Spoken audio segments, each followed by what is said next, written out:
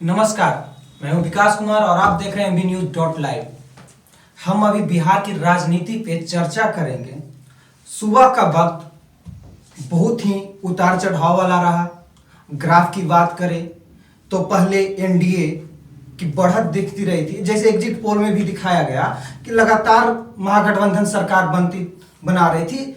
Morning का जो सुबह का 8 बजे काउंटिंग शुरू हुई, 8 से 9 साढ़े 9 तक जाते जाते महागठबंधन ने अपनी बिहार की सियासत पे पकड़ बनाई। ये एक उदाहरण के तौर पे आप देख सकते हैं कि जो शुरुआत हुई प्रचंड है, जो बहुमत से, बहुत ही भारी बहुमत से लगातार आरजेडी के खेमे में हर्षोल्लास दिखा, लेकिन हाथ से जैसे बालू रिश्ता है उसी तरह से धीरे धीरे उनके हाथ से सीटों का लगातार पतन होते गया। समय बीता और धीरे धीरे एक आंकड़ा पेश हुआ और लगातार जो सारे एग्जिट पोल धाराशाही नजर आए। एनडीए ने अपनी सरकार बनाती दिख रही है। अभी तक भी अगर जो आंकड़े की बात करें, अभी का हम जो आंकड़ा बताते हैं, 113 सीट एनडीए ने जीत ली है। 11 सीट पे अभी भी बढ़त बनाए हुए हैं। और जहां एनडीए आरजेडी की बात करें तो 111 सीट पे जीत है और 11 सीट पे वे बढ़त बनाए हुए हैं। अब हमारे साथ अभी स्टूडियो में सुधाकर हैं, जाने माने राजनीति पे अच्छे पकड़ बनाते हैं, बिहार की राजनीति को अच्छी तरह से वो जानते हैं और देखते हैं। एक साइड हमारे हैं लक्ष्मी जी, वो बताएंगे, और सुधाकर जी से हम जानेंगे कि तेजस्वी यादव ने दिन रात एक कर दिए, लगातार कैंपेनिंग जो उन्होंने की, भीड़ इकट्ठा किए, कहां मिस हुई। और एक तेजस्वी यादव का जो डायग्राम था MYY का, क्या वो विफल हुआ। बहुत सारे सवाल हैं, हम उनसे जानेंगे और कुछ साथ देंगे हमारी लक्ष्मी जी। तो आइए हम पहला क्वेश्चन हम सुधाकर जी से करते हैं कि क्या लग रहा है सर, 2020 का जो चुनाव बहुत ही आंकड़ों का खेल, अभी भी चेहरे साफ नहीं है। लग रहा है कि इस बार जनता ने मूड बना लिया था कि जिसे जो काम करेगा उसी को वोट देंगे, चाहे वो मंत्री हो, विधायक हो, चाहे वह कोई भी एक निर्दलीय प्रत्याशी को भी देखा जाए तो निर्दलीय प्रत्याशी इस बार 10-11 के बहुमत से जीते हैं। क्या लग रहा है आपको? जी बिल्कुल कहा विकास। जैसे एनडीए की जो अभी के रुझान हैं, जो अंतिम रुझान को हम देखें तो एनडीए जो है वो बढ़त में है और ये बिल्कुल हम पुख्ता कह सकते हैं कि एनडीए की सरकार बनेगी, क्योंकि रुझान के आखिरी अंतिम जो आंकड़ा है जो आपने भी बताया उसमें एनडीए आगे चल रहा है। शुरुआती जो रुझान थे सुबह के, उसमें महागठबंधन को काफी आगे दिखाया गया था, लेकिन जैसे जैसे समय गुजरा जो एनडीए की सीटें थी वो लगातार बढ़ती गई और अभी रुझान जो आखिरी है उसमें एनडीए आगे है। आप बोल रहे हैं कि जो तेजस्वी यादव काफी मेहनत की है, उन्होंने इस चुनाव में खुद को जिताने के लिए, महागठबंधन को उसको बढ़त दिलाने के लिए और उसकी सरकार बनाने के लिए काफी तेजस्वी यादव ने मेहनत की। यहाँ तक कि उन्होंने अपनी एक छवि जो राजद का जो एक लालू प्रसाद यादव की जो छवि थी उसको किनारा करके अपना खुद को एक पेश करने की कोशिश की और ये लोगों को विश्वास दिलाने की कोशिश की कि वो अगर सत्ता में आते हैं, सरकार बनाते हैं तो एक बेहतर विकल्प है लोगों के लिए, वो काम करेंगे। उन्होंने अपनी पुरजोर कोशिश की इस चुनाव में, लेकिन एग्जिट पोल भी आया, लेकिन एग्जिट पोल जो था वो भी नकारा जा चुका है और तेजस्वी यादव को इस चुनाव में भी हार मिली है। उन्होंने जो प्रलोभन दिया, जो 10 लाख नौकरियों की बात कही, यूथ को अपनी तरफ अट्रैक्ट करने की जो कोशिश की, वो भी जो है वो काम नहीं आई। और दूसरी बात की तेजस्वी यादव जो है वो लगातार इस एग्जिट पोल में आज जो इसमें रुझान जो आए हैं इसमें वो पिछड़ गए हैं और बुरी तरह से शिकस्त उनको हासिल हुई है। और दूसरी बात जो आपने कही कि जो बिहार की जनता है वो समझदार हो गई है, वो जानती है कि उनके लिए उनके बेहतर विकल्प उनके लिए कौन हो सकता है। और इस बार भी बिहार की जनता ने सोच समझकर वोट दिया है। वोट उन्हीं को मिला है जो काम कर रहे हैं, मंत्री हो या विधायक हो या कोई भी हो, अपने क्षेत्र में जिन्होंने काम किया है उन्हीं को ही वोट जनता ने दिया है। एक बार फिर से नीतीश कुमार की सरकार बिहार में बनने जा रही है। अंतिम रुझानों को देखें तो नीतीश कुमार के नेतृत्व में ही सरकार बनेगी, लेकिन जो आंकड़ा, जो रुझान जो सुबह से हमें देखने को मिल रहा है उसमें कांटे की टक्कर कह सकते हैं कि महागठबंधन और जो एनडीए है उनमें कांटे की टक्कर देखने को मिली है। और दूसरी बात ये भी कही जा रही है कि एलजेपी ने जो धोखा दिया है नीतीश कुमार को और बीजेपी को, उसका खामियाजा इसमें बीजेपी को देखने को या एनडीए को देखने को मिली है। और अगर एलजेपी अलग नहीं होती एनडीए से तो हो सकता था जो रुझान आए हैं या जो आंकड़ा अभी आया है वो कुछ और होता। तो एलजेपी के एनडीए से अलग होने के बाद एनडीए को काफी क्षति पहुंची है और ये रुझानों में और जो अंतिम रुझान है या जो अभी सरकार बनाने के लिए जो आंकड़े आएंगे उसमें भी देखने को मिलेगा। और इसमें अब इस बार लास्ट समय में यानी कि रुझान जो लास्ट आ चुके हैं इसमें हम बस यही कहेंगे कि अब एनडीए की सरकार बननी बिहार में तय है और एक बार फिर से नीतीश कुमार बिहार में मुख्यमंत्री बनेंगे। कैसा लगे ये तेजस्वी यादव जो है, अगर जो हम तेजस्वी यादव की बात करें, कहाँ मिस हो गया? लगातार वो यूथ को अपनी ओर खींच रहे थे, यूथ लगातार बोल भी रहे थे कि 10 लाख नौकरी का प्रलोभन जो उन्होंने दिया, 10 लाख पर, तो वो समीकरण लगता है बिगड़ सा गया है।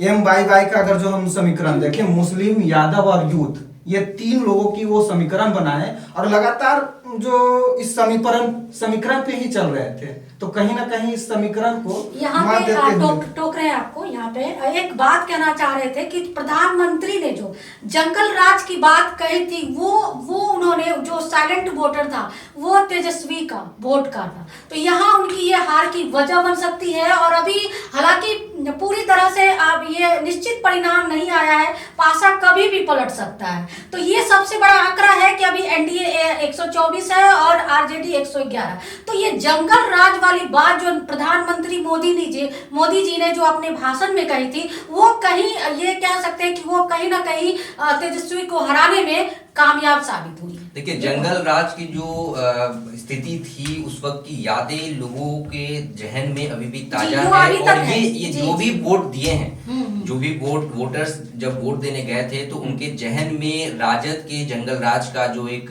याद था, जो एक सीन था, जो उस वक्त देखने को मिलता था वो था।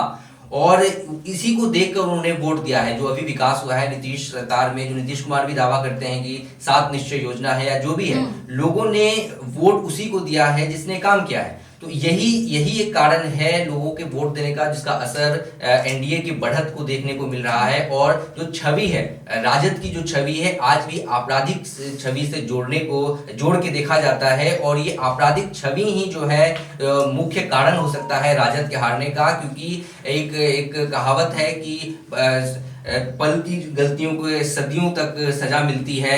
वही कहावत आज जो है वो चरितार्थ हुई है कि राजद जो है, राजद का जो छवि जो पहले बनी हुई थी वो लोगों को याद है और इसी को लेकर वोट लोगों ने दिया है। और राजद, सुधाकर जी, एक चीज और कहना चाहेंगे, यहाँ पे कुछ और आंकड़े जो निकल के आ रहे हैं तो उनसे यही जाहिर हुआ कि महिला वोटर जो है, जो शराबबंदी को लेकर के, महिलाओं का जो अपने मतलब विकास को लेकर के जो वोटर है, जो महिलाएं वोटर है, वो नीतीश कुमार को कहीं ना कहीं फायदा पहुंचा रहा है। ये बहुत बड़ी बात है। नीतीश कुमार लग रहा है एनडीए सरकार बना लेगी, नीतीश कुमार मुख्यमंत्री भी बन जाएंगे, लेकिन नीतीश कुमार इस बार के चुनाव में बैकफुट पे नजर आए हैं। अगर जो उनकी ये सीट की गणना करें, क्योंकि 2015 की सीट की अगर जो बात करते हैं तो 71 सीट पे थे, इस बार वो 40 सीट पे 42 सीट पे सिमट के रह गए हैं। तो कहीं ना कहीं बैकफुट पे नजर आए हैं। नीतीश कुमार की लोकप्रियता में थोड़ी कमी तो जरूर आई है, क्योंकि 15 साल से वो नीतीश सीएम रह चुके हैं और उन्होंने काम तो किए हैं। ये लोग बताते हैं, लोगों के मुंह से ही ये सुनने को मिलता है कि उन्होंने काम किए हैं, सड़कें बनाई है, शिक्षा व्यवस्था में सुधार लाए हैं और कई योजनाएं चलाई हैं। 7 निश्चय योजना एक एग्जाम्पल है। तो कई ऐसी योजनाएं चलाई हैं जिसका फायदा लोगों को मिला है और ये नीतीश कुमार के बढ़त का कारण है। लेकिन धीरे धीरे उनकी लोकप्रियता कम हो भी रही है, क्योंकि इलेक्शन से पहले बीजेपी ने एक सर्वे भी करवाया था जिसमें नीतीश कुमार की लोकप्रियता कम होने की बात कही गई थी। इसके बाद बीजेपी ने एक अपना जो एजेंडा है वो सेट किया था कि पीएम मोदी को प्रेजेंट किया जाएगा, पीएम मोदी के काम को बिहार में बताया जाएगा और उनके इसके आधार पर ही लोगों से वोट मांगा जाएगा। लेकिन बिहार में अभी नीतीश कुमार के सिवा कोई दूसरा विकल्प नहीं है। लोग तेजस्वी यादव पर विश्वास कर सकते हैं, लेकिन जो राजद की जो छवि है उसको लेकर लोग अपना कदम जो है वो पीछे खींच लेते हैं। तो अभी बिहार में कोई विकल्प दूसरा तीसरा विकल्प कोई नहीं है, इसीलिए नीतीश कुमार ही एकमात्र ऑप्शन है। तो लोग उनको वोट दे रहे हैं, उनके नाम पे वोट लिया जा रहा है। और बीजेपी भी कहीं ना कहीं नीतीश कुमार के चेहरे पर ही चुनाव लड़ रही है, वो खुलकर बोल भी चुकी है, लेकिन पीएम मोदी को भी वो प्रेजेंट कर रही है। और बीजेपी जो है वो भी नीतीश कुमार की छवि को ही खेल रही है। और नीतीश कुमार क्योंकि विकल्प है एकमात्र, यही कारण है कि नीतीश कुमार मुख्यमंत्री हैं। तो बीजेपी, आप बोल रहे हैं कि नीतीश कुमार के चेहरे पे ही लड़ा जाए, तो बीजेपी के अगर जो हम कैंपेनिंग की बात करें, बीजेपी की पोस्टर की बात करें, तो कहीं भी पोस्टर में नीतीश कुमार का फेस का उपयोग नहीं किया गया है, ना ही नीतीश कुमार के काम को दर्शाया गया है। वो सिर्फ और नरेंद्र मोदी के फेस पे बिहार में चुनाव लड़े हैं। देखिए, राजनीति संभावनाओं का खेल है।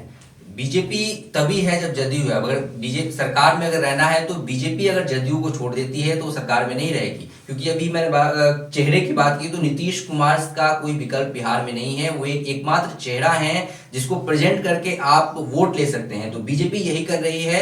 लेकिन जो सर्वे जो किया था, जो मैं अभी बताया कि जो सर्वे हुआ था बीजेपी का, उसमें ये कहा गया था कि नीतीश की लोकप्रियता कम हो रही है और कहीं ना कहीं बीजेपी भी अपने आप को, अपनी पार्टी को बिहार में विस्तारित करना चाहती है। यही कारण है कि इस बार उन्होंने बीजेपी की तरफ से पीएम मोदी को भी प्रेजेंट किया गया, उनके काम को भी। जो चुनाव प्रचार हुआ उसमें बीजेपी के पीएम मोदी के भी काम को उसमें प्रोजेक्ट किया गया ताकि बीजेपी का भी विस्तार हो सके। तो बीजेपी और जदयू दोनों अपने फायदे के लिए एक साथ हैं और सीएम नीतीश कुमार जो है वो एकमात्र चेहरा है। यही कारण है कि वो अभी जीत रहे हैं। तो ये एक सवाल और है कि अगर जो बीजेपी बड़ी पार्टी के रूप में उभरती है तो सीएम के दावेदार कौन होंगे? क्योंकि अगर जो नीतीश सरकार 40 सीट 42 सीट लाते हैं तो एक मानवता के द्वारा, क्योंकि हमारी सीट वोट कम है, क्योंकि सीएम के रूप में प्रेजेंट कर रहे थे, क्योंकि वो 2015 के वोट बैंक के अनुसार वो बड़ी पार्टी थे, वो बड़े भाई के तौर पे उभरे थे। इस बार 2020 की बात करें तो बीजेपी बड़े भाई के तौर पर उभरे, क्योंकि उनका सीट जो है 72 सीट पे लड़े, 72 सीट पे वो जीत हासिल कर रहे हैं और ये 42 सीट पे। तो ऐसे में सीएम का चेहरा कौन होगा? बीजेपी अपनी जी, यही सवाल मेरा भी था कि अगर नीतीश कुमार क्या सेंट्रल मतलब जा सकते हैं उधर? देखिए, बीजेपी पहले ही ये क्लियर कर चुकी है। चुनाव से पहले बीजेपी ने पहले ही कह दिया था कि बिहार का चुनाव जो होगा वो नीतीश कुमार के नेतृत्व में होगा। एनडीए जीतेगा तो मुख्यमंत्री नीतीश कुमार ही होंगे और उन्हीं के नाम से वोट मिला है। तो कोई दूसरा चेहरा बीजेपी के पास भी नहीं है और एनडीए के पास भी कोई दूसरा चेहरा नहीं है। हालांकि बिहार में मुख्यमंत्री चेहरे की कमी नहीं है, मुख्यमंत्री का दावा ठोकने वाले बहुत लोग हैं, आरएलएसपी में भी हैं। इधर जदयू की बात या इसकी महागठबंधन की बात करें तो तेजस्वी यादव इस तरफ से मुख्यमंत्री के दावेदार हैं। लेकिन बीजेपी पहले ही कह चुकी है कि अगर एनडीए की सरकार बनती है तो मुख्यमंत्री नीतीश कुमार ही होंगे और दूसरा कोई नहीं होगा। तो ये सवाल यही खत्म हो जाता है कि मुख्यमंत्री, अगर एनडीए जीतता है तो मुख्यमंत्री कौन होगा? अगर जो बात करें कि 1-2 सीट कम थे एनडीए को, चाहे आरजेडी की बात करें, 1-2 सीट कमता है किसी भी कारणवश, तो ऐसे में निर्दलीय प्रत्याशी का कितना रोल होगा? निर्दलीय प्रत्याशी का रोल है, क्योंकि आंकड़ा जो है वो लगभग बिल्कुल कांटे की टक्कर है दोनों के बीच में।